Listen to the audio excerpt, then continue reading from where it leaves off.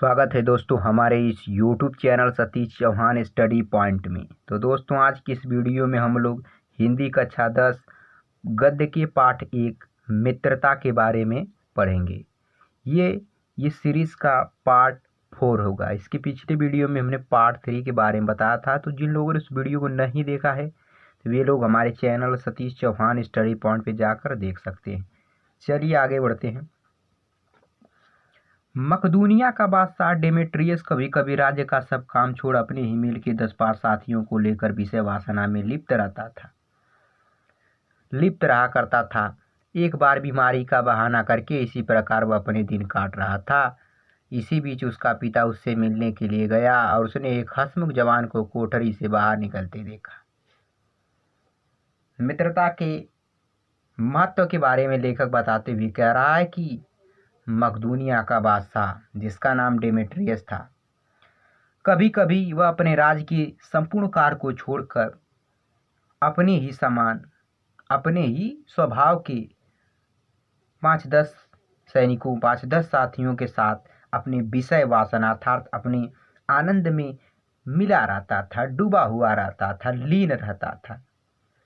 एक बार की बात है, अब विषय वासना में लिप्त रहते ही उसने बीमारी का बहाना बनाकर राज्य से छुट्टी ले ली थी कि मैं बीमार हूँ, और आनंद में अपने दिन काट रहा था, अर्थात उसका दिन आनंद से बीत रहा था।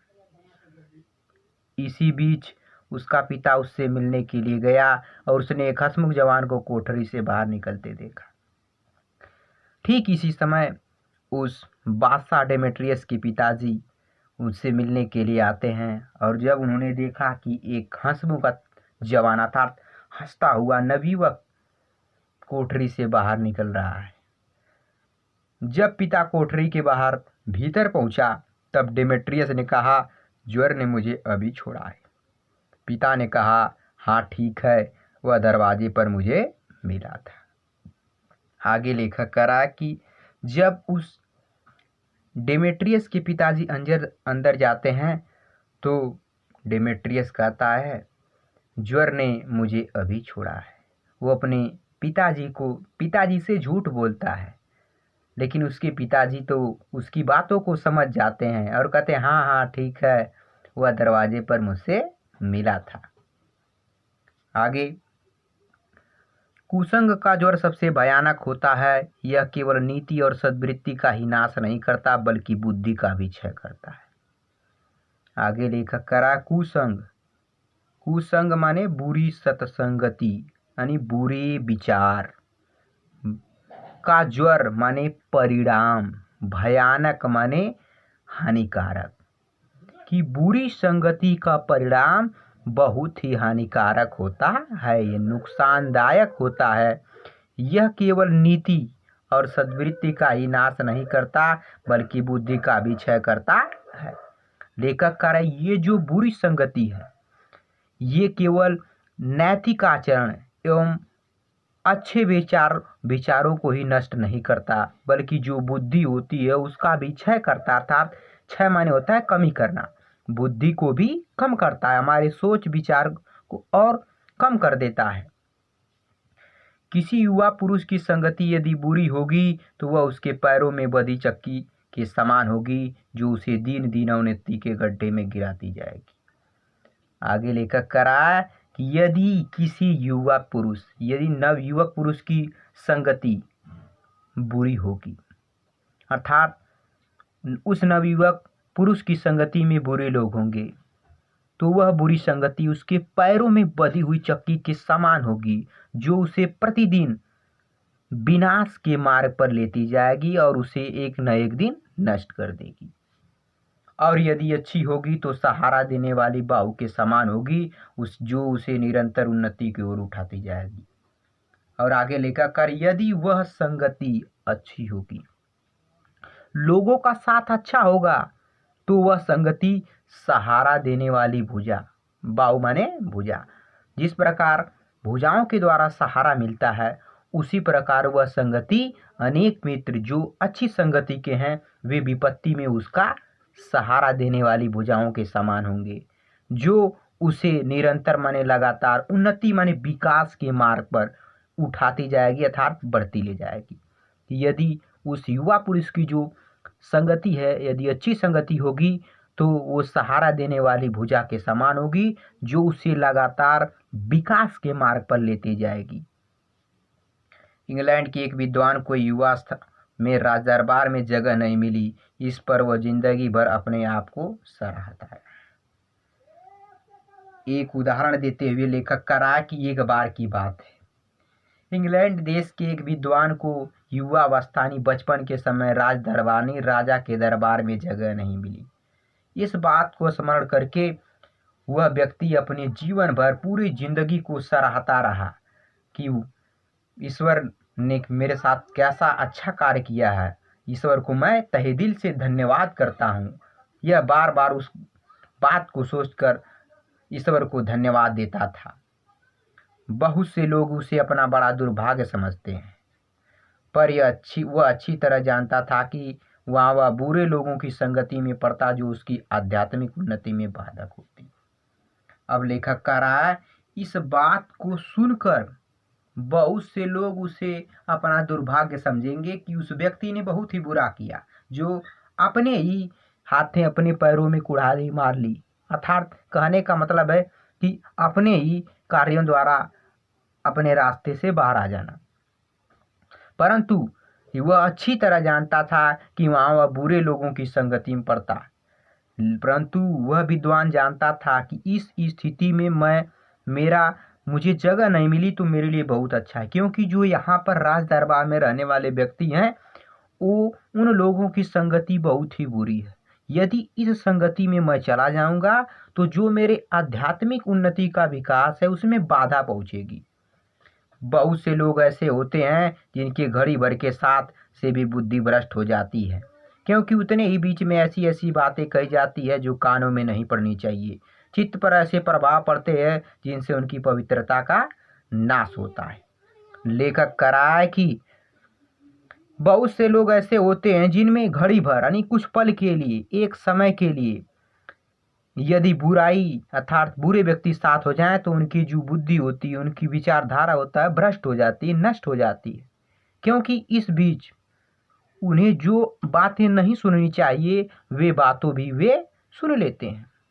उनके जो बात उनके कानों में नहीं पड़नी चाहिए वो भी बुरी बातें पड़ जाती है और उनके हृदय पर ऐसा प्रभाव पड़ता है कि उनकी पवित्रता नष्ट हो जाती है, समाप्त हो जाती है।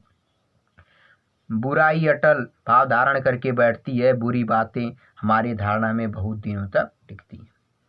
लेखक कह रहा है, बुराई अटल कभी न टलने वाला भाव माने विचार धारण करके बैठती माने धारण करके बैठ जाती है कि जो बुराई होती, बुरे विचार होते हैं, अटल हो जाते हैं कि मन में बैठ जाते हैं और हटते नहीं है। बुरी बातें हमारी धारणा में बहुत दिनों तक टिकती है। इस बात को प्रायः सभी लोग जानते हैं कि भद्दे और फुहड़ गीत जितनी जल्दी ध्यान पर चढ़ते हैं उतनी जल्दी कोई गंभीर या अच्छी बात नहीं।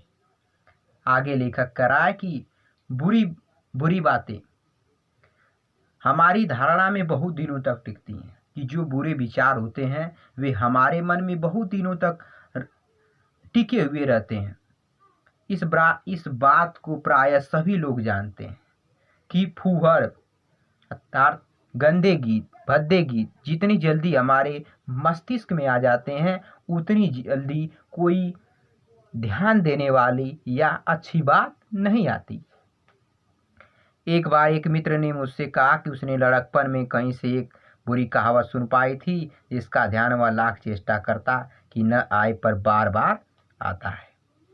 लेखक एक उदाहरण के माध्यम से कह रहा कि एक बार की बात है, एक मित्र ने मुझसे कहा कि मैंने बचपन में ही एक बुरी कहावत सुन ली थी जिसको मैं लाख चेष्टा माने इच्छा, प्रयत्न, प्रयास करना, जिसको मैं कितना ही बार प्रयास करता हूँ कि वह मेरे मन में न आए, लेकिन वह बुरे विचार मेरे मन में बार बार आ जाते हैं। जिन भावनाओं को हम दूर रखना चाहते हैं, जिन बातों को हम याद नहीं करना चाहते, वे बार बार हृदय में उठती हैं और बेधती हैं, अतः तुम पूरी चौकसी रखो। लेखक कह रहा है कि जिन जिन विचारों से हम दूर रहना चाहते हैं वे विचार हमें बार बार स्मरण हो जाते हैं। अब हमारे मन में इस प्रकार उठते हैं जैसे हमें कोई नुकसानदायक चीजें हमारे हृदय को बेध रही हो। अतः तुम पूरी चौकसी रखो। लेखक कह रहा है, हे मित्रों, इस स्थिति में आप पूरी तरह सतर्क हो जाओ। चौकसी मतलब सतर्क हो जाओ। ऐसे लोगों को कभी साथी न बनाओ जो अश्लील, अपवित्र और फुहड़ बातों से तुम्हें हंसाना चाहिए। लेखक कह रहा है, मित्रों, तुम सावधान हो जाओ और ध्यान रखो, मित्र बनाने की इस स्थिति में तुम ऐसे लोगों को कभी भी अपना मित्र न बनाना जो अश्लील माने बुरे, अपवित्र माने बहुत ही बेकार, जिनका हृदय पवित्र न हो, फूहड़ माने गंदे बातों से तुम्हें हंसाना चाहिए। ऐसे मित्रों को तुम्हें कभी भी अपना मित्र नहीं बनाना चाहिए। सावधान रहो, ऐसा न हो कि पहले पहले तुम इसे बहुत सामान्य बात समझो और सोचो कि एक बार ऐसा हुआ फिर ऐसा न होगा, अथवा तुम्हारे चरित्र बल का ऐसा प्रभाव पड़ेगा कि ऐसी बातें बकने वाले आगे चलकर आप सुधर जाएंगे। लेखक कह रहा है, हे मित्रों, सावधान हो जाओ। तुम इस बात को मत सोचना कि ये जो बुरे विचार हमारे मित्र कह रहे हैं कभी कभी ऐसी बातें कह देते हैं और आगे से ऐसा नहीं करेंगे, क्योंकि इन लोगों का बुरे विचारों का हमारे जीवन पर कोई प्रभाव नहीं पड़ेगा और वे लोग अपने आप सुधर जाएंगे। ऐसी विचारधारा को अपने मन में कभी भी मत रहना, ऐसा कभी भी नहीं होगा, नहीं ऐसा नहीं होगा। लेखक आगे कह रहा है कि हे मित्रों, ऐसा कभी भी नहीं होगा। इसलिए आप ध्यान दीजिए, जब एक बार मनुष्य अपना पैर कीचड़ में डाल देता है तब फिर यह नहीं देखता कि वह कहाँ और कैसी जगह पैर रखता है। लेखक कह रहा है, हे मित्रों, यदि कोई व्यक्ति एक बार बुराई के मार्ग पर चला जाता है तो वह अपने वाणी यथार्थ विचारों पर ध्यान नहीं दे पाता है कि वह बुरी बात कर रहा है कि अच्छी बात कर रहा है। उसे इस बात का पता नहीं रहता है। आगे लेखक कह रहा है कि तब फिर यह नहीं देखता कि वह कहाँ और कैसी जगह पैर रखता है। धीरे धीरे उन बातों में अभ्यस्त होते होते तुम्हारी घृणा कम हो जाएगी। पीछे दो तुम्हें उनसे चिढ़ न मालूम होगी, क्योंकि तुम यह सोचने लगोगे कि चिढ़ने की बात ही क्या है। तुम्हारा विवेक कुंठित हो जाएगा और तुम्हें भले बुरे की पहचान न रह जाएगी। लेखक कह रहा है, धीरे धीरे यही बुरी बातें रोज प्रतिदिन होने के कारण जो पहले तुम इन बातों से घृणा करते थे अब उन बातों में तुम्हें घृणा नहीं रह जाएगी, और इसके पहले जो तुम्हें बुरी बातों से चिढ़ होती थी वो भी नहीं होगी, और तुम्हें ऐसा लगेगा कि ये बुरी बातें सुनने में तुम्हें एहसास भी नहीं होगा कि इसमें चिढ़ने वाली क्या बात है। तुम्हारा विवेक कुंठित हो जाएगा, जो तुम्हारी बुद्धि है कुंठित माने भ्रष्ट हो जाएगी, नष्ट हो जाएगी। तुम्हें भले बुरे की पहचान न रह जाएगी और इस स्थिति में तुम अच्छाई और बुराई को नहीं पहचान पाओगे। अंत में होते होते तुम भी बुराई के भक्त बन जाओगे। लेखक कह रहा है, और अंत में एक ऐसी स्थिति आ जाएगी कि तुम भी बुराई के भक्त अर्थात तुम्हारे अंदर भी बुराई जन्म ले लेगी और तुम्हें बुराई से थोड़ा भी दूर नहीं रह पाओगे, अर्थात तुम बुराई को अपना लोगे, बुराई के भक्त बन जाओगे। अतः हृदय को उज्ज्वल और निष्कलंक रखने का सबसे अच्छा उपाय यही कि बुरी संगत की छूत से बचो। लेखक एक उपदेश देते हुए कह रहा है कि हे मित्रों, अपने हृदय को उज्ज्वल माने निर्मल, साफ, स्पष्ट, निष्कलंक यानी कलंक रहित रखने का सबसे अच्छा उपाय है कि आप बुरी संगति के लोगों से बचे रहो। यह पुरानी कहावत है कि काजल की कोठरी में कैसे हुस सयानो जाए, एक लीक काजल की लागी है पे लागी है। एक कहावत के बारे में लेखक कह रहा है कि काजल की कोठरी में कैसो हुस सयानो जा। यदि काजल की कोठरी में कैसा भी चतुर व्यक्ति चला जाए। एक लीक काजल की कि काजल की एक लीक यानी काजल का एक थोड़ा सा भाग लागी है, पैर लागी है, काजल का एक थोड़ा भाग उसे लग ही जाता है। अर्थात यहाँ लेखक का कहने का अर्थ है कि यदि बुरी सत्संगति, बुरे विचारों में यदि कोई कितना ही अच्छा व्यक्ति चला जाए, उसके जीवन पर बुरी संगतियों का प्रभाव पड़ ही जाता है। तो अतः हमें बुरी संगति के लोगों से बचना चाहिए। इस कहावत का यही अर्थ है। तो दोस्तों, यदि वीडियो पसंद आए तो इसे लाइक, शेयर और कमेंट करिए तथा चैनल पर नया है तो प्लीज़ चैनल को सब्सक्राइब कर लीजिए और बेल आइकन को प्रेस कर दीजिए ताकि आने वाले वीडियो की नोटिफिकेशन मिलते रहे। अगले वीडियो मिलेंगे, तब तक के लिए बाय बाय, धन्यवाद।